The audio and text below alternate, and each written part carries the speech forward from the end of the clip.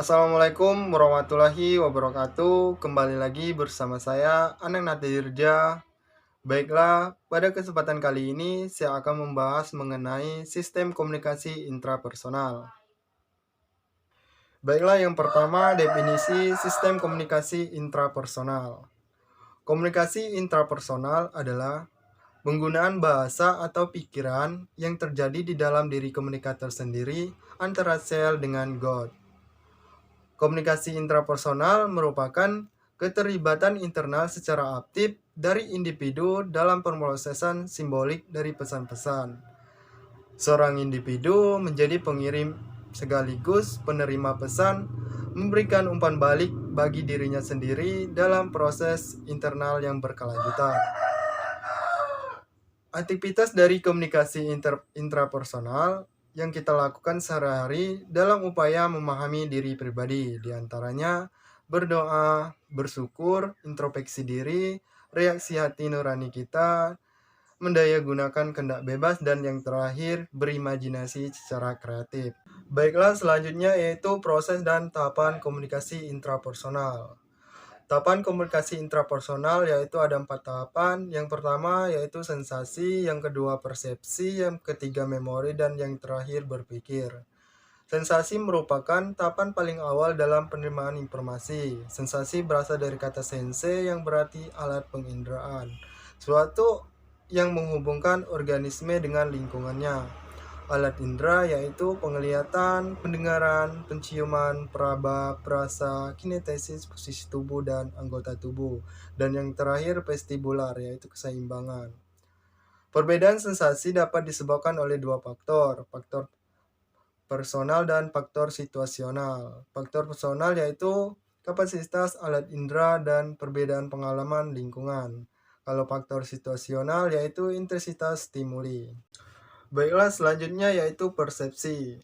Persepsi adalah pengalaman tentang objek, peristiwa, atau hubungan-hubungan yang diperoleh dengan menyimpulkan informasi dan menafsirkan pesan.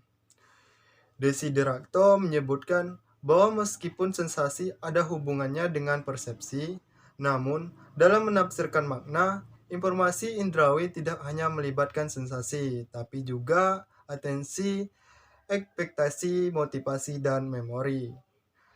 Faktor yang sangat mempengaruhi persepsi yaitu ada 4 faktor. Yang pertama yaitu faktor eksternal penarik perhatian, dan yang kedua faktor internal penaruh perhatian, dan yang ketiga faktor-faktor fungsional yang menentukan persepsi, dan yang terakhir faktor-faktor struktural yang menentukan persepsi. Faktor eksternal penarik perhatian yaitu sesuatu yang kita perhatikan itu ditentukan oleh faktor-faktor situasional dan personal, di mana faktor situasional itu terkadang disebut sebagai determinan perhatian yang bersifat eksternal, atau penarik perhatian stimuli diperhatikan karena mempunyai sifat-sifat yang menonjol, antara lain seperti gerakan, intensitas stimuli, kebaruan, dan perulangan. Faktor internal penaruh perhatian yaitu ada kecenderungan kita ingin melihat apa yang ingin kita lihat, dan kita ingin mendengar apa yang ingin kita dengar. Kalau faktor-faktor fungsional yang menentukan persepsi yaitu faktor fungsional yang berasal dari kebutuhan, pengalaman masa lalu, dan hal-hal lain yang termasuk apa yang kita sebut sebagai faktor-faktor personal yang menunjukkan persepsi, bukan jenis atau bentuk stimuli, tetapi karakteristik orang yang memberikan respon pada stimuli itu. Kalau faktor struktural yang menentukan persepsi yaitu faktor-faktor struktural berasal dari semata-mata dari sifat stimuli, fisik, dan efek-efek saraf yang ditimbulkan pada sistem saraf individu. Selanjutnya, memori. Proses menyimpan dan memanggil informasi. Proses mengingat, yang pertama ada rekoleksi, dan yang kedua pembaruan ingatan, dan yang ketiga rekal, dan yang keempat relearning, dan yang terakhir rekognisi. Proses dalam memori, yang pertama ada encoding atau perekaman, yang kedua stroke atau penyimpanan, dan yang ketiga retriever atau pengingat kembali.